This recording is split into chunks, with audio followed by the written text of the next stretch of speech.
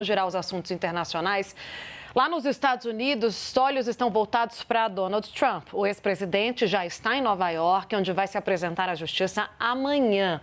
Limusines do serviço secreto esperavam pelo ex-presidente. E agora ele segue para Trump Tower, o arranha-céu do republicano que fica naquela famosa Quinta Avenida.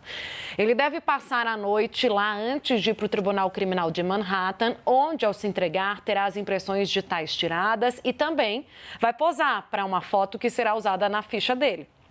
Essa é a primeira vez na história dos Estados Unidos que um atual ou um antigo mandatário enfrenta acusações criminais. A polícia de Nova York está em alerta para a chegada de Trump e começou a montar barricadas na cidade.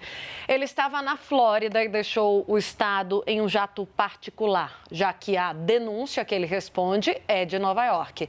E segundo a acusação, Trump pagou $130 mil a uma atriz de filmes adultos, filme pornô, para que ela ficasse em silêncio sobre um suposto caso entre eles dois. Esse pagamento em si não seria ilegal, mas o dinheiro foi justificado como honorários de um dos advogados de Trump, o que é considerado falsificação de registro comercial.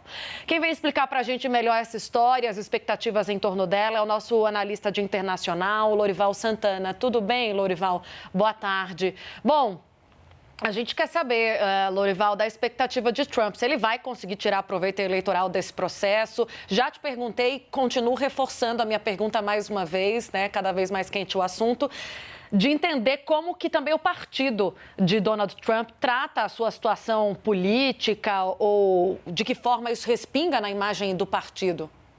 Pois é, Tainá, boa tarde. A gente está vendo aí a imagem ao vivo do avião do Trump, literalmente acabou de pousar, né, em Nova York. Antes eu estava acompanhando aqui na CNN americana o avião em voo no ar e esse era o que as TVs americanas estavam mostrando e a gente entrou no assunto exatamente quando o avião estava pousando.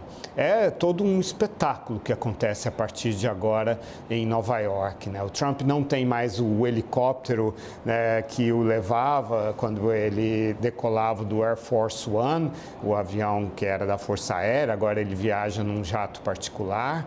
E vai então de carro, sendo escoltado aí do aeroporto até Manhattan, até, como você disse, a Trump Tower, para amanhã então participar dessa audiência, se apresentar à justiça.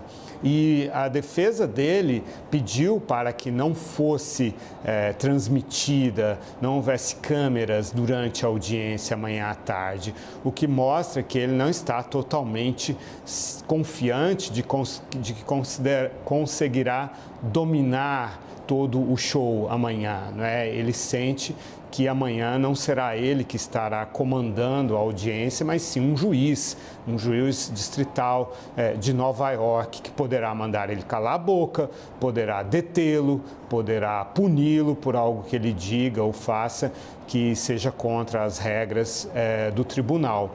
Então, diferentemente de praticamente toda a vida do Trump, em que ele esteve senhor das cenas na televisão e na política, dessa vez ele não tem controle sobre o que vai acontecer amanhã. O que a gente sabe é que ele marcou um comício para amanhã à noite já na Flórida, ou seja, ele e os advogados dele têm a expectativa de que ele não fique detido, né, e de que possa voltar para a Flórida. E deve ser o que vai acontecer mesmo, porque tudo isso é conversado, é negociado, envolve o serviço secreto, envolve a CIA, que protege todos os ex-presidentes, né? Então, o que deve acontecer, talvez ele nem seja fotografado aquele tipo de foto que é feito de frente, de perfil para os réus, né? E ele apenas deverá colocar ali suas impressões digitais e responder às perguntas do juiz, o que já é histórico em si mesmo. Ele será julgado, né? Algum dia, mais cedo ou mais tarde, ele será julgado neste caso. Isso é algo que a gente já tem certeza. Se irá para a cadeia ou não, não sabemos ainda. Sabemos também que ele continua candidato, porque pela Constituição americana não há nada, nenhum processo judicial que impede uma pessoa de ser candidato. Então, ele continuará a campanha dele e a estratégia dele toda é incorporar, né, esse atropelo, né, esse grande percalço no caminho, à narrativa dele, que é então a narrativa de que está sendo perseguido politicamente. Como que isso vai funcionar? Bom, perante o eleitor republicano terá uma boa repercussão. Boa parte dos republicanos vai aderir a essa tese, já que o procurador do caso, Alvin Bragg, ele é democrata. Você sabe que os cargos de procurador, de xerife e tantos outros nos Estados Unidos são eletivos. Então, ele foi eleito e, inclusive, gastou $500 mil na campanha dele em 2021 para se eleger procurador de justiça e fez campanha dizendo que ia processar o Trump. Esse era o principal tema da campanha desse procurador. E também a campanha dele foi financiada por uma associação que, por sua vez, recebeu $4 milhões do George Soros, aquele bilionário mega investidor que patrocina causas liberais, progressistas, né? E o Trump, então, está tracionando muito esse tema, dizendo que isso é uma perseguição dos liberais, dos progressistas, dos democratas contra ele. E chama isso, então, de uma interferência eleitoral. Exatamente aquilo de que ele foi acusado em 2020, nas eleições, quando ele tentou reverter a derrota eleitoral que sofreu para o Joe Biden. Então, num mecanismo aí de espelhamento, que é muito comum hoje em dia, ele diz que é ele que está sofrendo uma interferência eleitoral, já que ele é candidato a presidente. Já os democratas tentarão mostrar que trata-se de um criminoso, alguém que está sendo processado por um crime. Existem vários outros processos contra ele também, por haver, por exemplo, desviado aqueles documentos que eram da Casa Branca, que eram sigilosos, levado para a residência dele em Mar-a-Lago.